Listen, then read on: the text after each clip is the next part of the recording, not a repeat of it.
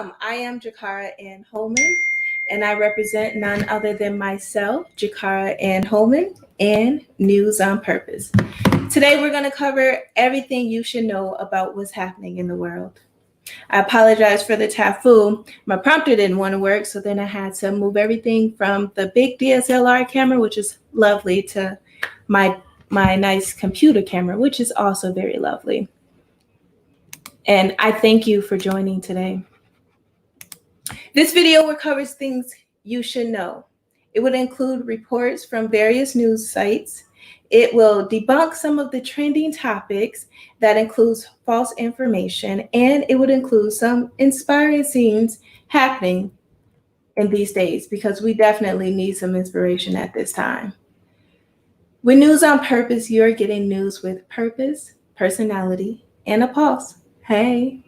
So I start each day with motivation, and because today is Monday, it is no different, especially because it is Motivational Monday. So here is the motivation that I have today. Let me gather it.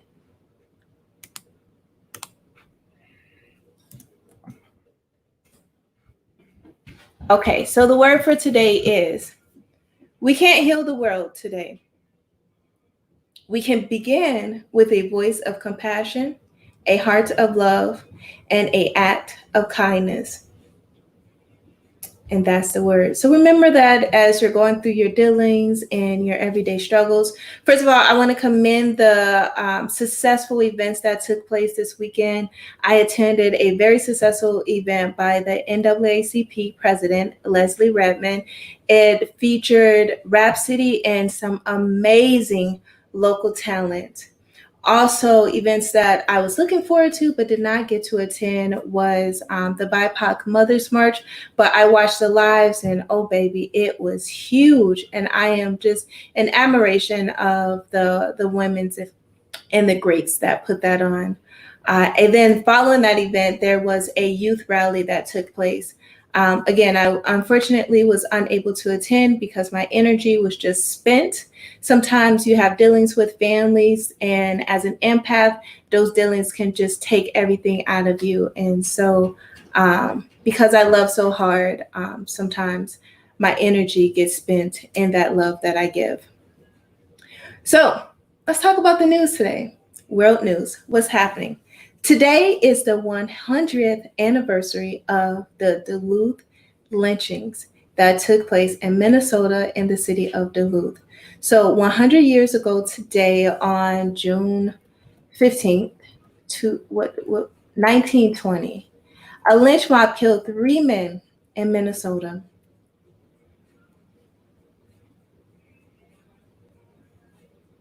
Three men were killed in Minnesota as part of this lynch mob lynching in Duluth, Minnesota. And today marks the 100th anniversary of the Duluth lynching. On that night, a white mob, estimated at about 5,000 people strong, snuck into the police, where the police office or department where the men were being held, seized the men, and then began to have what they call public court, which is they were convicted by the people of the city. And in this court, they proceeded to beat and then lynch the men. Involved were children, mothers, fathers, men, women, and kids. And so there is a memorial site in Duluth, Minnesota, at the crossing where this event took place, and I had the honor and the pleasure of attending this memorial site with some Minnesota greats, Shay Cage and E.G. Bailey. And I'm honored that I got to have that experience. But you know what's most important? Saying their name. So the 3 men that this hideous, what can I say, hate crime happened to was Isis Clayton, Elmer Jackson, and Isaac McGee, who had been arrested and falsely accused of an assault against a white woman. And as I shared, they had a public conviction where the men were seized from the police department, hung, and beaten in the street. a public lynching. Actually, our governor, Tim Walz, visited this site, and Tim Walz shared, he was accompanied by his wife and his daughter, and this was captured by Star Tribune. He shared as he gestured from one side of the street where the lynching took place. He said, our inability to deal with that led to what happened down there. And he's talking about the intersection that leads to Minneapolis. So he was saying what happened with the Duluth lynching and our inability to deal with that led to the events of George Floyd's death. So always keep that in mind, that history repeats itself. And as some say, we're living in a modern day lynching. Yeah, let that seep in.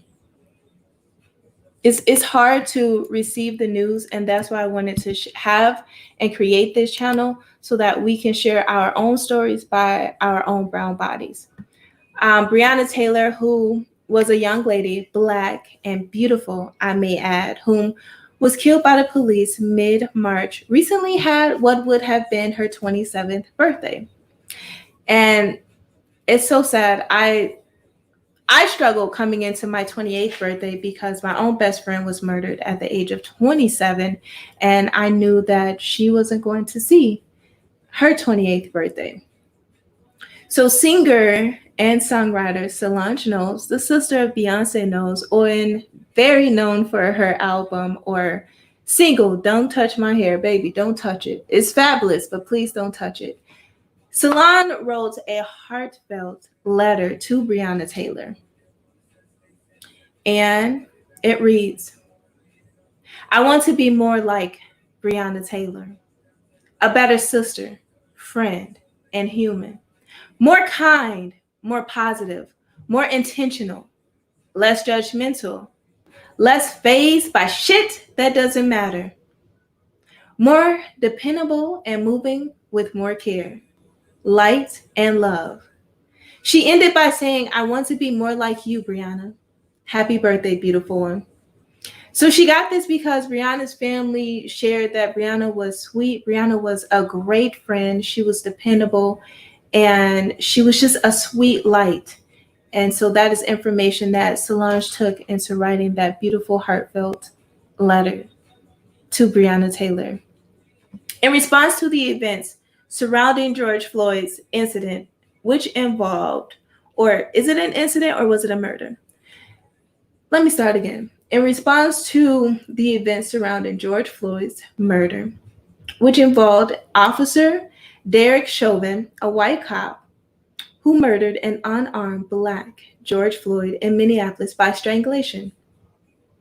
As the officer pressed his knee in Floyd's neck for 8 minutes and 46 seconds. I had a moment of silence at his memorial service, and 8 minutes and 46 seconds is a very long time. As a matter of fact, Google, stop music. Google doesn't always listen.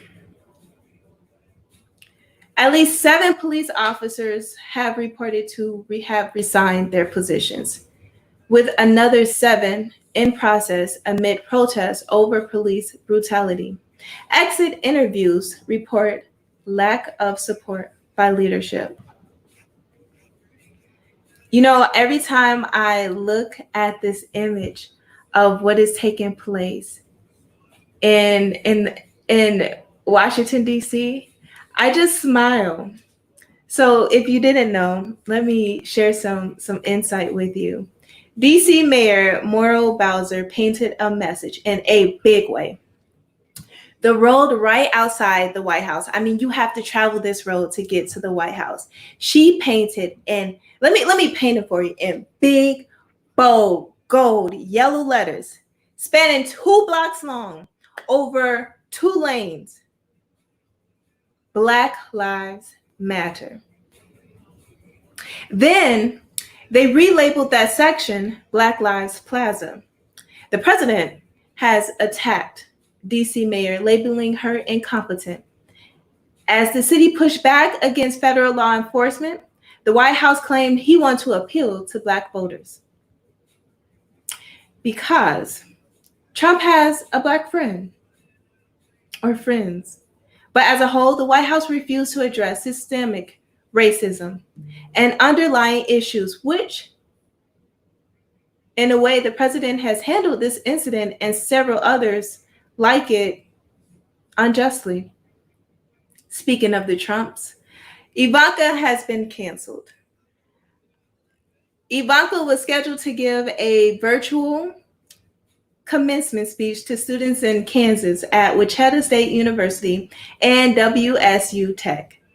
Administrators from both universities gave a statement saying they will only have one of their own students deliver a speech known to their family as a place to vent. Ivanka took to social media, Twitter, and slammed the cancellation culture because she was not able to give her commencement speech. In short, her words said, "Our nation's university should allow free speech." And I'm sorry, let me sound more like Ivanka. Our nation's university should allow free speech, and it's important to listen to each other. She later released her speech, acknowledged the challenges of graduating during a pandemic. But you hear that ding? Yes. Cut it. She failed to mention any events regarding Floyd's protests, police brutality, or anything of value, hence why she was canceled. Please share your comments. Thank you, Jenny said murder and Black Lives Matter. You can share your comments, but make sure that you log into StreamYard so that I can see your name when I share your comments. Now, George Floyd have had several memorial services. I had the honor and the pleasure of attending the private event. Well, I don't know if I had the honor of attending. I get into things. I got in.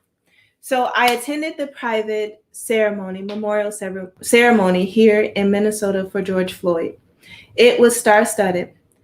I was actually elbows apart from T.I. while capturing my live recording and did not notice it until Reverend Al Sharpton had him to stand. And by that time I was on the balcony and I looked down and I was like, goodness, I was like crouched under his seat. So other attendees of the service was Kevin Hart, Ludacris. I did recognize Ludacris. Tyrese Gibson, who I thought was actually Samuel L. Jackson. I like to paint pictures, so let me paint the picture of how Tyrese was dressed at the memorial service. He looked like a Black Panther. He looked like he was ready for war at any time. Tyrese was dressed in all Black from head to toe. I think he had a turtleneck on or a long sleeve, but he also had on a trench coat. He had Black pants, and then he had like these Black combat boots. And I was like, he ready for whatever happened. He's ready for a march, a protest, or a battle. Tyrese looked like the whole army himself. So I just want to paint that picture for you. And better news, George Floyd's daughter, Gianna Floyd's future is looking bright. I mean, she's getting an outpour of support, of love, of gifts. One of those gifts on a big level is Barbara Streisand. Gianna is now a stockholder of Disney, thanks to Barbara. Gianna shared her gratitude on her personal IG page, which she has like 51,000 followers, I may add, where there was a package with what appeared to be certificates as a stakeholder that Gianna took pictures with. And also part of that package was pictures of Barbara. Also, Gianna has been receiving an outpour of gifts to include the infamous college fund that was set up by Kanye West. Also, she was offered a full ride scholarship to Texas Southern University. And at about 9 a.m., I checked the GoFundMe that has been established from Gianna. And at that time, it was at $2,151,330, which has superseded the $2 million goal that the organizers set. I won't say that again because I don't want her to be targeted. Let the baby live. And, no amount of money, no amount of gifts will bring back her father. And I'm sure during this time of heartache and grievance that they are in support and in appreciation of these gifts. But I'm sure they are also asking for their privacy, as any family is during a time of grievance. Let me check out the comments now. Kelly, thank you for sharing. Love you. Jenny, we're same page. Oh, okay. Kelly and Jenny are on the same page or using the same page. And Kelly says, thank you for sharing. Thank you, love. Rayshard Brooks, a 27-year-old Black male, was shot and killed by Atlanta police this Friday on June 12th. Video footage released by the police department shows, so there were several angles, and I watched the video footage, and what it showed was Rayshard was approached. There was a call because he was found to be sleeping in his car in a Wendy's drive-thru. He was approached by one officer as he knocked on the window and asked Rayshard to pull over. And as Rayshard pulled over, the cop is heard to be asking for backup. Backup arrived and they began to question Rayshard about his alcohol level and his whereabouts. He stated first that he was visiting his mother's gravesite, and then he stated that it was his daughter's birthday. In the event, Rayshard was then beginning to be arrested, and in resisting arrest, Rayshard, being apprehended by two officers, were able to take hold of one of the officers' tasers that was on his body and then was able to run. So he had a taser, mind you. A taser is unlethal, non-lethal taser. I would just want to say that again. It was a non-lethal taser.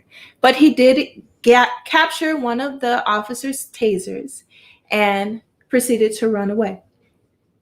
And you can see him in the videos running. You can see him in the videos turning back and just kind of aimlessly firing the taser. And outside of shot of the video, we hear shots and we see Rayshard's body fall. He was then taken to the hospital where he was pronounced dead. Body cams, car cam, Wendy's cams, as well as some on-site live video footage covered this incident with Rayshard Brooks in Atlanta by Atlanta police. Following this event, as you know, there were protests, and it stated in some news reportings that Wendy's have been set on fire, but also their police chief by the name of Erica Shields resigned her position following this event. The officer that fired the shots was fired, and the second officer, who was a material asset, was relieved of duty. The mayor made a statement in a news conference on Saturday. He said, "I do not believe this was justified use of force." I'll say again, the mayor made a statement that he does not believe this was a justified use of force. Again, being that, yes, Rayshard did capture one of the officers' taser, it was non-lethal. And the officers fired with a gun. So just put that in your pocket and let it simmer. Felicia says, "Hey sis." Hello, Felicia. I love you. Kelly, thank you for clarifying that. She said we're on the same page. Hello. Hello, and thank you everyone for stopping by as we share the news here on News on Purpose. News on Purpose is news with personality, news with purpose, and news with a pulse. So what you can find with News on Purpose is that I go live on events, and then I also go live in my home-built studio here. Let's get back to it. So as we know, this is about the time where we start getting ready for our Pride parades and events, and just ready to celebrate inclusion and diversity and love on anyone and everyone. However, many Pride events have been canceled, but there is still good news to be reported. On today, June 15th, 2020, and what is being called as a landmark case, Supreme Court rules LGBTQ workers are protected from job discrimination. This took place today, as I shared. Supreme Court rules existing federal law forbids discrimination on sexual orientation. The vote was 6-3. The court ruled that Title VII of the Civil Rights Act of 1964 makes it illegal for employees to discriminate because of a person's sex and other factors, also covering sexual orientation. Excuse me. Court rulings report that sexual orientation discrimination is a form of sex discrimination. In his normal fashion, President Trump takes full credit for this win. He says, "Thank me now," in Drake's voice. I don't know if he said "thank me now," but they're saying this was put on by the Republican Trump's administrative office. So Trump takes credit for this win. Either way, it's a win for our community. What else is happening? Well, I don't watch a lot of sports, but because I made a commitment to deliver the news, I'm going to also deliver the sports news. I'm sorry, let me clarify that. I watch sports. I don't care to watch it on TV. My preference is to actually be live at the actual stadium because I like to be a part of the experience. So I don't necessarily watch it on TV, but whenever I do get an opportunity to be live at the stadium, then I am there, baby. And being who I am, I often get free tickets and opportunities to attend shows. So thank you to my team and my support. Okay, in sports news, Vanessa Bryant shared that she and her daughter, Natalia, have decided to block fans' pages. She reported that it's hard to see every time she logs in pictures of her husband and her daughter. She reportedly, I cannot speak. She reportedly changed her Instagram settings from public to private. She stated that it has been hard because seeing constant photos of Kobe and Gigi have been hard to handle. She gave this response: "Thanks so much for the love. Natalia Bryant and I have unfortunately had to block fan pages because it has been hard to go online and constantly see pics of our beloved Gigi and Kobe under every single square of our Explore pages. Blocking the fan pages has helped change the algorithm. We heart you all, but please understand that we had to do this for our own healing, not because we don't appreciate your love. XO." I understand. I get it. We have to do what we have to do for us. And for her own healing journey, she had to block pages so that she's not constantly being reminded of what happened with her husband and her daughter, because she wakes up every day with a void. And so to go on to social media, sometimes people are looking for happy news, sometimes people are looking for distractions. But if every time she logs on, she's seeing pictures of her husband and her daughter, and I know that it's probably in good support and fans saying, that they miss him and showing love and admiration for Mamba, it's not a distraction for her now. So I get it. In other news, many NBA players are looking forward to returning to the courts next month, even if that means playing in an empty arena. One team looking forward to playing and potentially going after that championship is the Los Angeles Lakers. However, center Dwight Howard said the team will have to go on without him. And I get it. So let's listen to this. Howard stated in a report by CNN that it's not the time for games or entertainment. He said the Black community must put themselves first now.